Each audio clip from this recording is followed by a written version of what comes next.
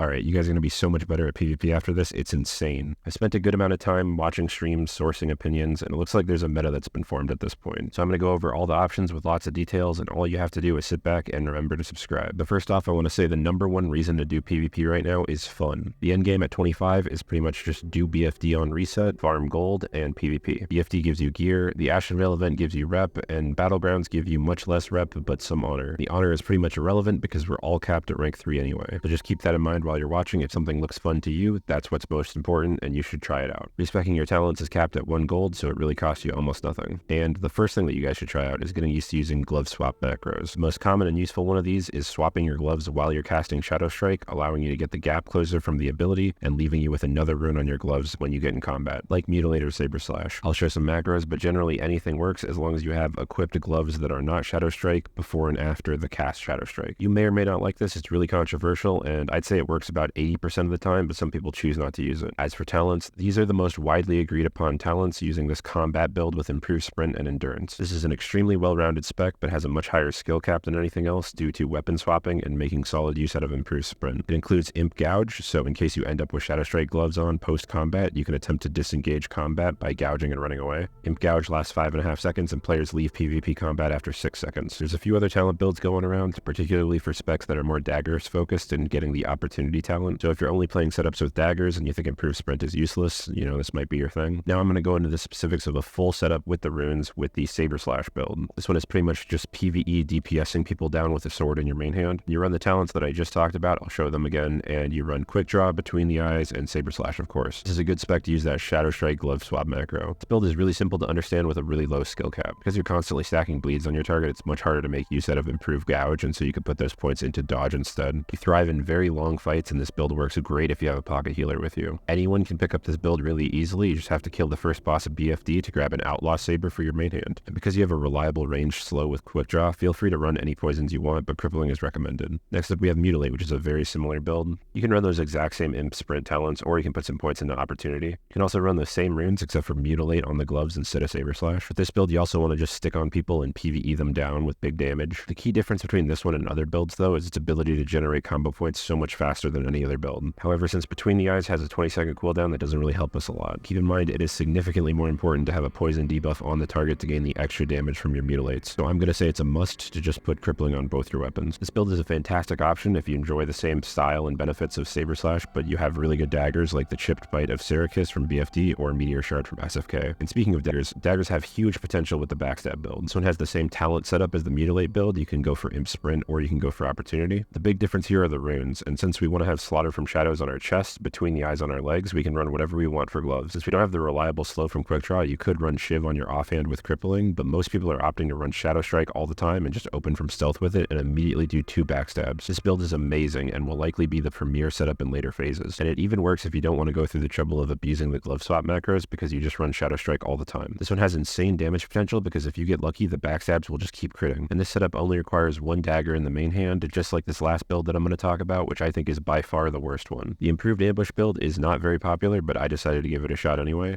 For talents, you just get Imp Gouge from combat, and then you go get Imp Ambush from subtlety. And the runes are the same as the previous build. You run Slaughter from shadows, between the eyes, and whatever you want on your gloves. The idea from this is performing a normal stealth ambush opener, and then 2 backstabs immediately after, hoping that that's enough to outright kill somebody. The reason this build struggles so much is because players are much tankier than usual due to the crazy season of discovery gear we have on. This heavily decreases the value of burst-dependent builds like this one, and makes healers much more valuable, which is extra annoying because we don't have wind poison yet. This is why the best builds involve more consistent damage output, because people can take a lot longer to die. So that's why you want a good mix of damage talents and mobility to stick on targets. And that's why the most popular build is that well-rounded combat spec for improved sprint. But no matter what, you kind of want to avoid going a full PvE build because it makes you more vulnerable to CC, and taking the Deadly Brew rune completely destroys your sap and gouge abilities. At the end of the day, for phase 1, I recommend going that improved sprint build and then trying out all 3 rune setups and see which one you like the best. And then maybe play around with the ambush one if you're trying to one-shot some clothies or gank lobies. Tons of rogue PvP veterans say that improved sprint is a must, but like I said earlier, do whatever you have the most fun with. Let me know which one's your favorite, and if you like the video, give it a like so the algorithm likes it too, and go out there and kill people.